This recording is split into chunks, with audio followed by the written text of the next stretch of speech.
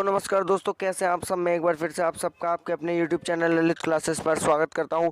तो दोस्तों, आज की इस वीडियो में हम पढ़ने वाले हैं क्लास 10th का आपका लोकतांत्रिक का चैप्टर नंबर 2, जिसका नाम है संवाद हिंदी में। तो दोस्तों, मैं ये जो है वीडियो का सेकंड पार्ट है। अगर आपने वीडियो का फर्स्ट पार्ट नहीं देखा है तो वीडियो का फर्स्ट पार्ट जाकर देखो, मैंने डिस्क्रिप्शन में लिंक दिया और वहाँ से जो है आप वीडियो का फर्स्ट पार्ट देख सकते हैं। तो वीडियो को पहले जो हमने यहाँ तक पढ़ लिया था, आज हम पढ़ने वाले हैं वीडियो के सेकंड पार्ट में भाषाई राज से। तो भाषाई राज से जो है हम आज पढ़ने वाले हैं। तो सबसे पहले, अगर आप इस चैनल पर नए हैं तो चैनल को सब्सक्राइब करके बेल आइकन को प्रेस कर दीजिए ताकि हमारे आने वाली वीडियोस की नोटिफिकेशन आपको मिलती रहे। तो चलिए चैप्टर को शुरू करते हैं। भाषा के आधार पर प्रांतों का गठन हमारे देश की लोकतांत्रिक राजनीति के लिए पहली और एक कठिन परीक्षा थी। यानी भाषा के तौर पर जो हमारे राज्य थे, जो हमारे प्रांत थे, उनका गठन करना बहुत मुश्किल था भारत के लिए। भारत के सन 1947 में लोकतंत्र की राह पर अपनी जीवन यात्रा शुरू की। यानी जब 1947 में हमारा देश आज़ाद हुए, तभी से जो है हमने लोकतांत्रिक जो राह थी वो अपनाई। उस वक्त से लेकिन सन 2019 तक, उस वक्त से लेकर सन 2019 तक का अगर आप राजनीतिक मानचित्र देखें तो इस अवधि में आए बदलावों को देखकर एक बारगी आप आश्चर्यचकित रह जाएंगे। यानी आप जो है जब 1947 से लेकर अब तक का अगर इंडिया का मैप देखें तो आप देखेंगे कि पहले जो है कैसे नाम थे राज्यों के, अलग अलग राज्य थे, और अब जो है कितने वो बदल गए। और ऐसा देखकर आप जो है बहुत हैरान भी हो जाएंगे। अनेक पुराने प्रांत गायब हो गए और कई नए प्रांत बनाए गए। कई प्रांतों की सीमाएं, क्षेत्र और नाम बदल गए।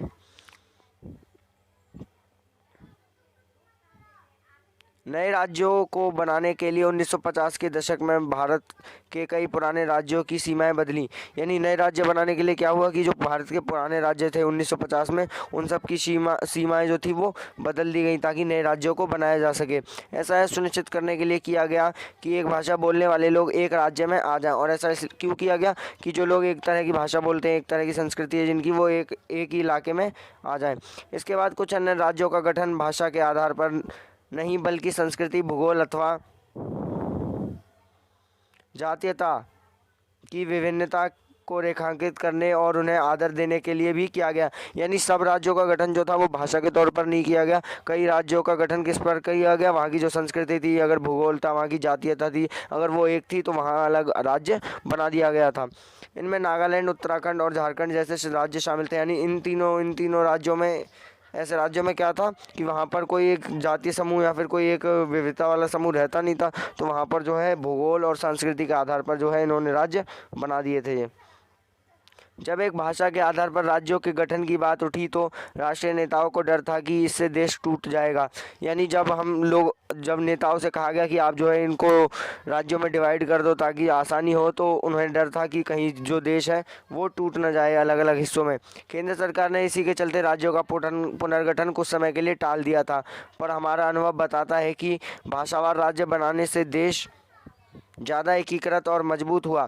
यानी भारत से उस टाइम क्या, पाकिस्तान अलग हो गया था। तो पाकिस्तान अगर ऐसे ही हम भाषा के आधार पर अलग अलग कर देते तो वो भी अपनी मांग करने लगते कि जो है हमें अपना अलग देश दो, अपना अलग देश दो। तो इससे नेताओं को डर था। लेकिन और केंद्र सरकार ने क्या किया, इसलिए कि सब कुछ रोक दिया। उन्होंने कहा कि अभी जो है हम राज्यों का गठन नहीं करेंगे, आगे चलकर जो है हम वो कर देंगे। लेकिन यहाँ पर जो इतिहासकार बताते हैं कि यहाँ पर जो अगर वो पहले ही गठन कर देते तो ये और भी अच्छा होता और ये देश को तोड़ने की बजाय देश को और मजबूत कर देता, अगर हम भाषा के तौर पर पहले ही राज्य बना लेते। इससे प्रशासन भी पहले की अपेक्षा कहीं ज़्यादा सुविधाजनक हो गया है। यानी अब जब राज्य सभी एक तरह के लोग एक जगह आ गए हैं तो प्रशासन को भी पता है कि इस जगह किस चीज़ की ज़रूरत है, किस चीज़ की नहीं, ये लोग कैसे हैं, इनको क्या चाहिए। इस तरह से प्रशासन को भी पता चल जाता है और वो एक ही तरह के लोगों के लिए एक ही काम कर पाता है।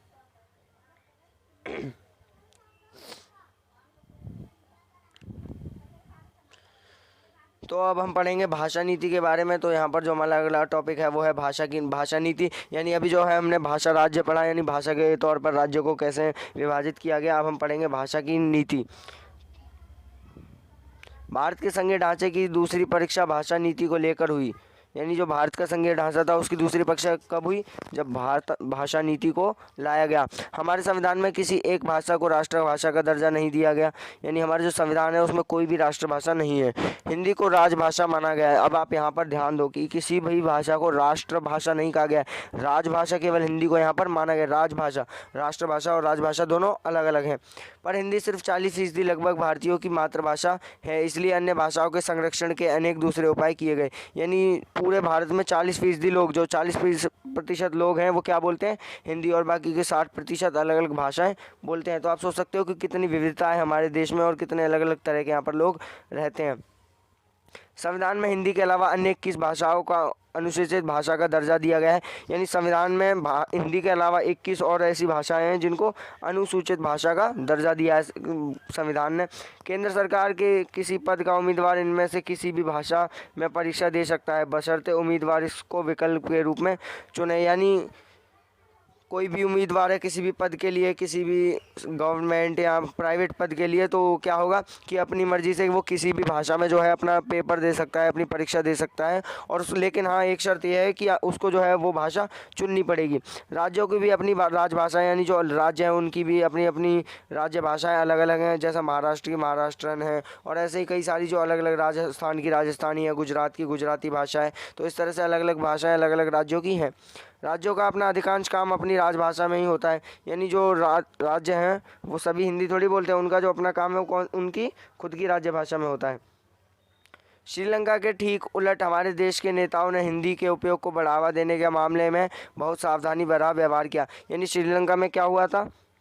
अब श्रीलंका में यह हुआ था कि वहाँ के जो लोग थे सिंगलियों को तो उन्होंने संरक्षण दे दिया, क्योंकि वो ज़्यादा बोलने वाले लोग थे सिंगली, और बौद्ध धर्म के ज़्यादा लोग थे, और तमिल बोलने वाले को कम दिया। लेकिन भारत में ऐसा नहीं किया गया। भारत के नेताओं ने बहुत सावधानी बरती इस चीज़ को लेकर कि कहीं देश जो है वो विभाजित ना हो जाए, और इसलिए उन्होंने क्या किया, उन्होंने जो है हिंदी को ज़्यादा संरक्षण प्रदान नहीं किया। संविधान के अनुसार सरकारी कामकाज की भाषा के तौर पर अंग्रेजी का प्रयोग 1965 में बंद हो जाना चाहिए था, पर अनेक गैर हिंदी भाषी प्रदेशों ने मांग की कि अंग्रेजी का प्रयोग जारी रखा जाए।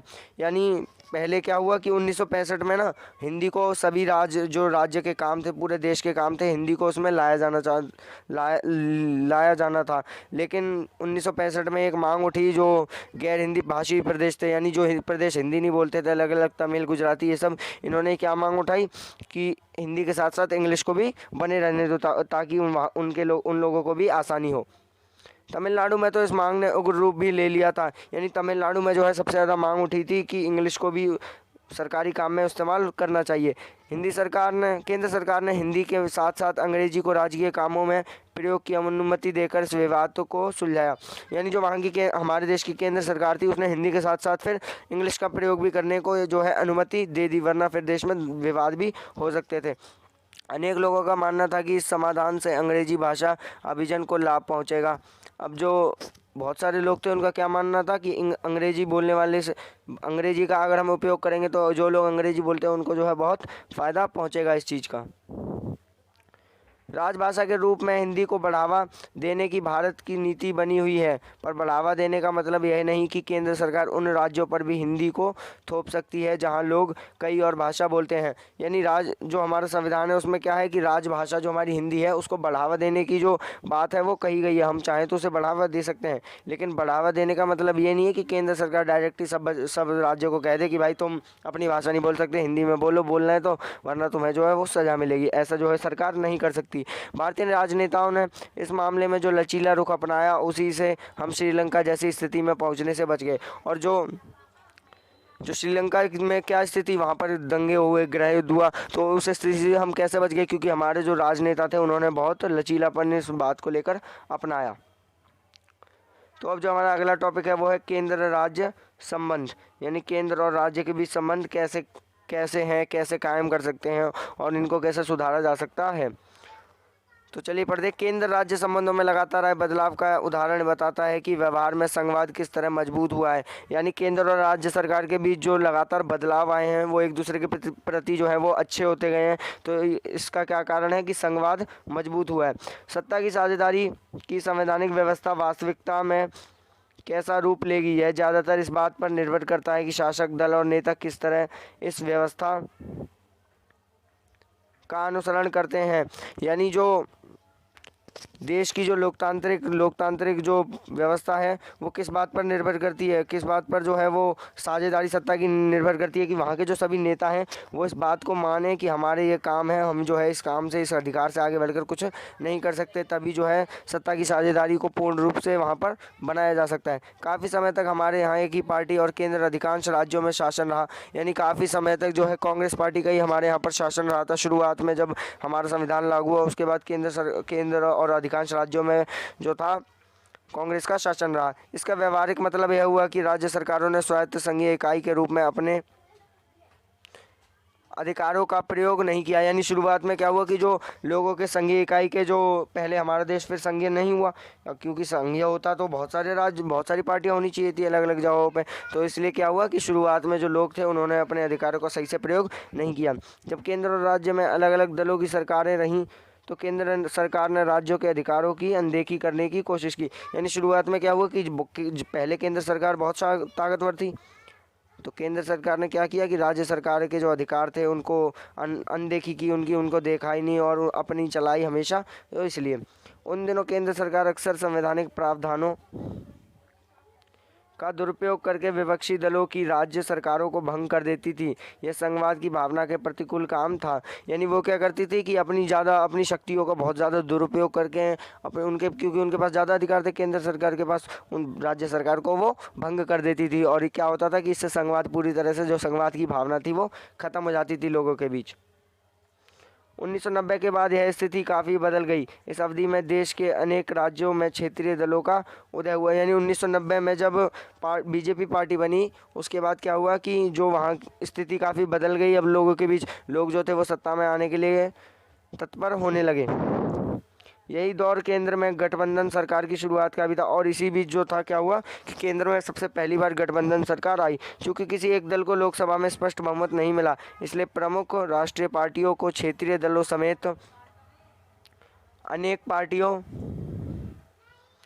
पार्टियों का गठबंधन बनाकर सरकार बनानी पड़ी। यानी 1990 के चुनाव में क्या हुआ, 1990 के बाद के चुनाव में क्या हुआ कि वहाँ पर गठबंधन सरकार बनी हमारे देश में, जो केंद्र सरकार थी। और जो केंद्र सरकार सबको, राज्य सरकारों को भंग कर देती थी, अब केंद्र सरकार को उन्हीं के पास आना पड़ा और उनसे कहना पड़ा कि आप जो है हमारे में शामिल हो जाओ ताकि हम जो है अपनी सरकार बना सकें। इससे सत्ता में साझेदारी और राज्य की स्वायत्तता का आदर करने की नई संस्कृति पनपी।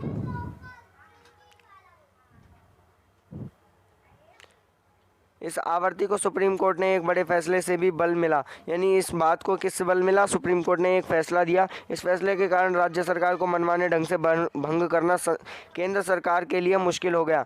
यानी इसमें क्या हुआ कि एक कानून मतलब एक बात कही सुप्रीम कोर्ट ने कि जो केंद्र सरकार है वो राज्य सरकार को अपनी मर्जी से अपने अधिकारों से भंग नहीं कर सकती। इस प्रकार आज संघीय व्यवस्था के तहत सत्ता की साझेदारी संविधान लागू होने के तत्काल बाद वाले दौर की तुलना में ज़्यादा प्रभावी है। यानी पहले जो हमारे यहाँ संघीय व्यवस्था थी, जो संघवाद था, वो आज के मुकाबले ख़राब था और आज जो है वो बहुत अच्छा है। हमारे देश में संघीय व्यवस्था बहुत अच्छी है।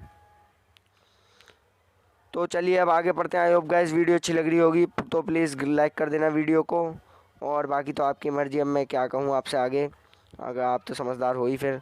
तो अब भारत में विकेंद्रीकरण अब हम पढ़ेंगे, और इसमें जो हम तीसरे स्तर की भी बात करेंगे जो कि आपका पंचायत और नगर पालिका होता है। तो यहाँ पर वीडियो के साथ बने रहना। तो चलो आगे बढ़ते हैं। अभी हमने पढ़ा कि संघीय सरकारें 2 या अधिक स्तरों वाली होती हैं। यानी अभी हमने क्या पढ़ा कि 2 या उससे अधिक स्तरों वाली सरकार संघीय सरकार है।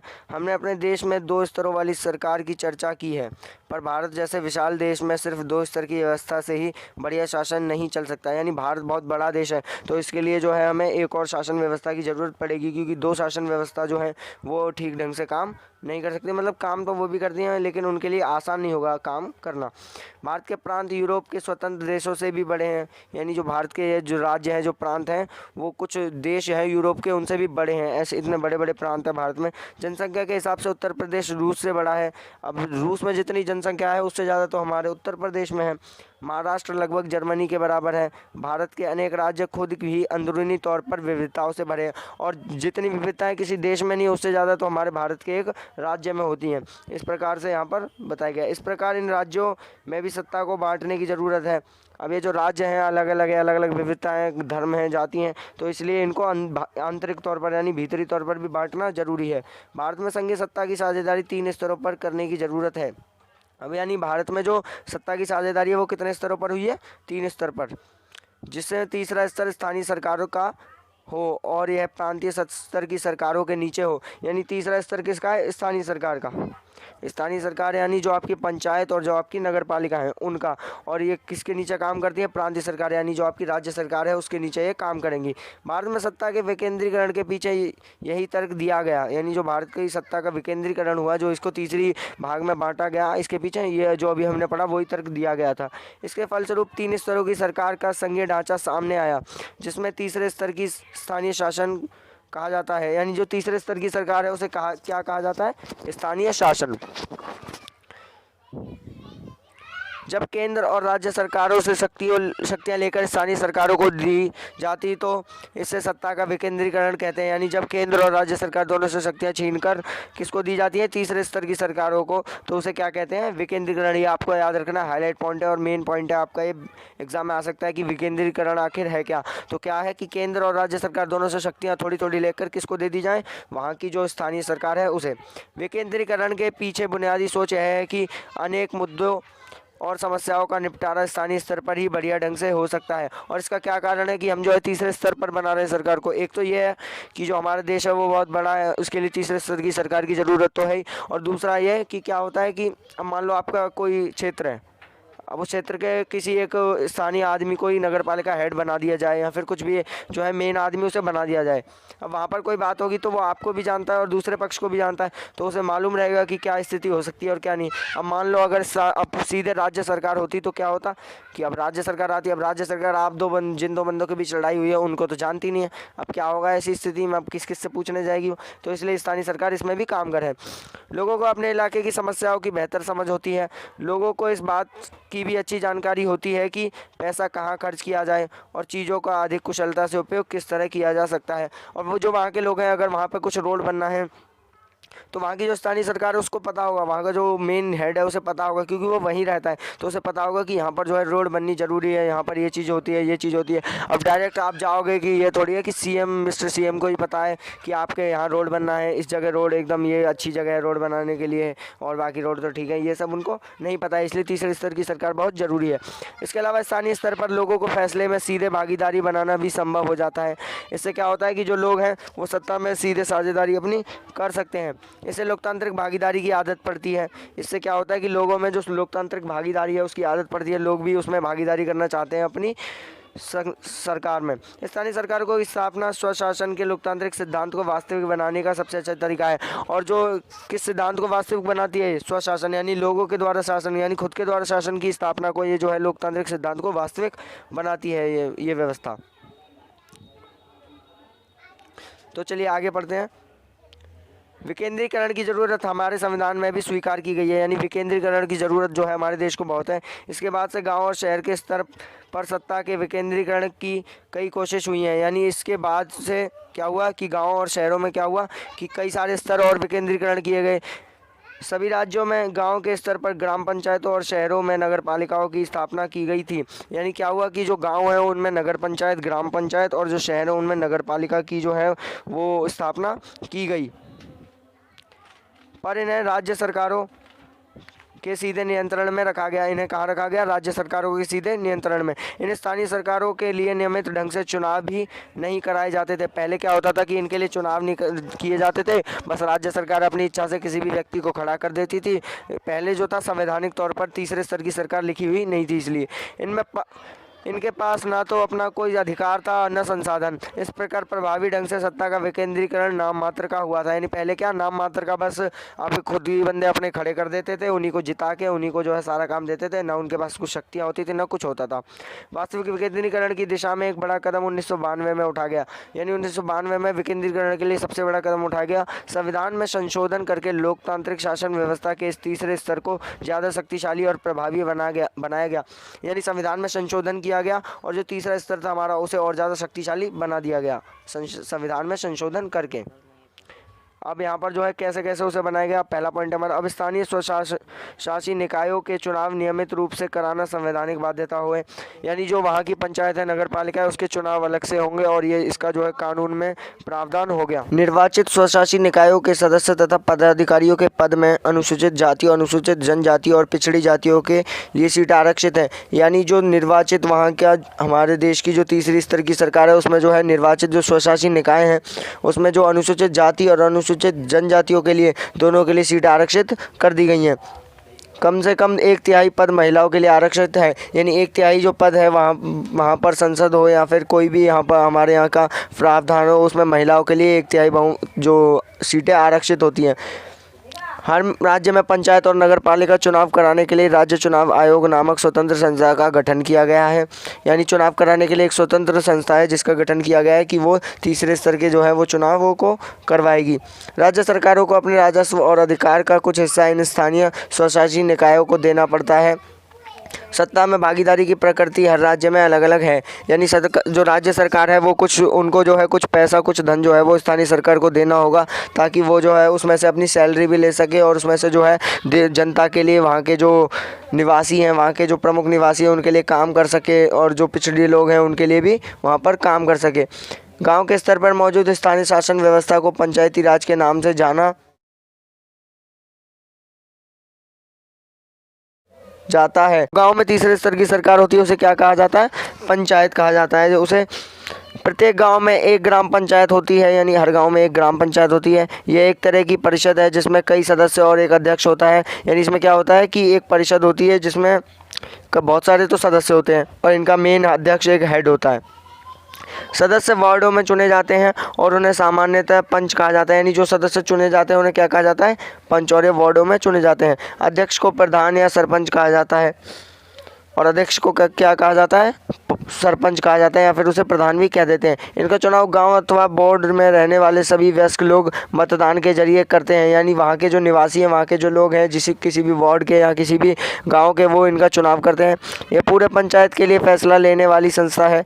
पंचायतों का काम ग्राम सभा की देखरेख में चलता है। यानी एक जो ये गठन किया गया है इसका क्या है, जिसका नाम ग्राम सभा का। यानी ग्राम सभा है जो वो सारे कामकाज देखती है पंचायतों की कि पंचायत काम कर रही है या नहीं। गांव के सभी मतदाता इसके सदस्य होते हैं। इसे ग्राम पंचायत का बजट पास करने और कामकाज करने की समीक्षा के लिए साल में कम से कम 2 या 3 बार बैठक करनी पड़ती है। यानी ये देखना इनकी जिम्मेदारी है स्थानीय सरकार काम कर रही है या नहीं। अगर वो कुछ गलत कर रही है तो उन्हें बताना। किसका काम होता है? ग्राम सभा का। ग्राम सभा बैठक करती है, हर साल में 2 या 3 बार बैठक करती है जिससे पता चलता है कि किस स्थान में जो है कितना काम हो रहा है, कौन कितने पैसे इस्तेमाल कर रहा है, किसके पास जो है वो ज़्यादा पैसे जा रहे हैं और काम कम हो रहा है। इस सब पर ध्यान कौन रखती है? ग्राम सभा। स्थानीय शासन का ढांचा जिला स्तर तक का है। यानी जो स्थानीय शासन है गाँव में उसका ढांचा कहाँ तक है? जिला स्तर तक। उसके बाद जो है हमारी कौन सी सरकार आ जाती है? राज्य सरकार। कई ग्राम पंचायतों को मिलाकर पंचायत समिति का गठन होता है। इसे मंडल या प्रखंड स्तरीय पंचायत भी कह सकते हैं। यानी बहुत सारी पंचायतों को मिलाकर क्या होता है? एक समिति गठित होती है जिसे पंचायत समिति कहते हैं। इसके सदस्यों का चुनाव उस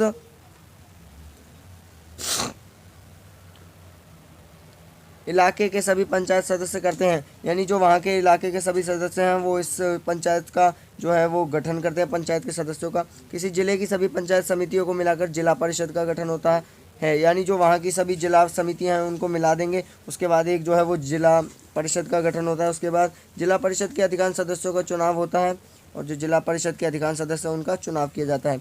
जिला परिषद में उस जिले के लोकसभा और विधानसभा के लिए चुने गए सांसद और विधायक तथा जिला स्तर की संस्थाओं के कुछ अधिकारी भी सदस्य के रूप में होते हैं। यानी वहाँ पर कौन कौन होता है? लोकसभा और विधानसभा में जो वहाँ पे जीते हैं सांसद विधायक जो जीते हैं वो वहाँ पर रहते हैं और उसके बाद जो सदस्य चुने हुए होते हैं और कुछ अधिकारी भी वहाँ पर रहते हैं। कहाँ पर? जिला जिला परिषद में। जिला परिषद का प्रमुख इस परिषद का राजनीतिक प्रधान होता है, और जो जिला परिषद का प्रमुख होता है उसे क्या कहते हैं? राजनीतिक प्रधान। इस प्रकार स्थानीय शासन वाली संस्थाएं शहरों में भी काम करती हैं, और ये जो संस्थाएं हैं वो शहरों में भी काम करती हैं। शहरों में नगर पालिका होती है, बड़े शहरों में नगर निगम का गठन होता है। यानी जो छोटे शहर हैं उनमें तो नगर पालिका काम कर जाती है, लेकिन जो बड़े शहर हैं उनमें नगर निगम का जो है गठन किया जाता है। नगर पालिका और नगर निगम दोनों का कामकाज निर्वाचित प्रतिनिधि करते हैं।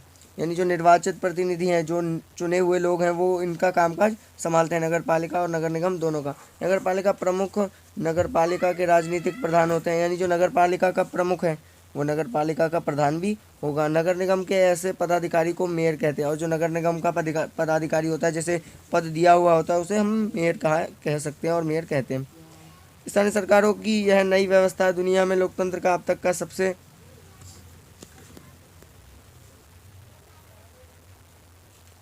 बड़ा प्रयोग है। यानी हमारे देश भारत में ही है जो तीसरे स्तर की सरकार गठित की गई है, और ये जो है बहुत अच्छा है हमारे देश के लिए। इससे जो है लोकतंत्र बहुत मजबूत होता है। नगर पालिका और ग्राम पंचायतों के लिए करीब 36 लाख लोगों का चुनाव होता है। यानी इनके लिए, नगर पालिकाओं के लिए कितने लोगों का चुनाव होता है? 36 लाख लोगों का। यह संख्या ही अपने आप में दुनिया के कई देशों की कुल आबादी से ज़्यादा। यानी कुछ देश ऐसे हैं जिनकी आबादी इस संख्या से भी कम है, और हमारे देश भारत का क्या है? हमारे देश भारत में तो नगर पालिका और पंचायत में ही इतने सदस्य चुन लिए जाते हैं। स्थानीय सरकारों को संवैधानिक दर्जा दिए जाने से हमारा यहाँ लोकतंत्र की जड़ें और मजबूत हुई हैं। यानी जब हमने तीसरे स्थानीय सरकारों को, यानी तीसरे स्तर की सरकारों को जो अब संविधान में दर्जा दे दिया, उसके बाद जो लोकतंत्र है वो और मजबूत हुआ। इसने महिलाओं का प्रतिनिधित्व बढ़ाने के लिए हमारे लोकतंत्र में उनकी आवाज़ को मजबूत किया है। यानी पहले क्या होता था कि महिलाएं डरती थी कि वो सीधे राज्य स्तर पर कैसे जाएं, उन्हें मौका कैसे मिलेगा, वहां पर जाना कैसे है, वो इससे डरती थी। लेकिन अब जब तीसरे स्तर की सरकार आई तो उन्हें जो है मनोबल उनका बढ़ा। उन्होंने कहा ये तो चलो अपने गांव के पास ही है, इसे तो हम चुनाव लड़ लेंगे। तो इसलिए क्या हुआ कि महिलाओं की आवाज़ भी इससे मजबूत हुई, और महिलाओं ने भी इसमें बढ़ चढ़ कर हिस्सा लिया। बहरहाल इन सब के बावजूद अभी भी अनेक परेशानियां कायम हैं। यानी इन सब चीज़ों के बावजूद भी बहुत सारी परेशानियां हमारे देश में। पंचायतों के चुनाव तो नियमित रूप से होते हैं और लोग बड़े उत्साह से इनमें हिस्सा भी लेते हैं, लेकिन ग्राम सभाओं की बैठकें नियमित रूप से नहीं होती। यानी पंचायत के जो चुनाव है, जो नगर पालिका चुनाव है, वो तो नियमित रूप से होते हैं। चुनाव तो करवा देते हैं कानून के कहने पर, कोर्ट के कहने पर सरकार, और लोग भी इसमें हिस्सा लेते हैं। लेकिन सबसे बड़ी बात क्या है कि वहाँ की जो ग्राम सभा है वहाँ पर बैठकें नहीं होती हैं। यानी सभी लोग जो हैं वो एकजुट होकर वहाँ पर बात नहीं करते हैं। अधिकांश राज्य स्थानीय सरकारों को पर्याप्त अधिकार नहीं दिया। यानी जो अधिकतर राज्य हैं उन्होंने क्या किया कि जो स्थानीय सरकार है वहाँ की, उसको सारे अधिकार जो उनके हैं वो उन्हें नहीं दिए। इस प्रकार हम स्वशासन की आदर्श स्थिति से भी काफ़ी दूर हैं। यानी अभी जो है हम बहुत दूर हैं कि जिससे हम जो है आदर्श स्थिति बना सके अपने देश में, और स्वशासन की इस व्यवस्था को ठीक कर सके। तो स्वशासन व्यवस्था यानी जब हम खुद शासन करते हैं।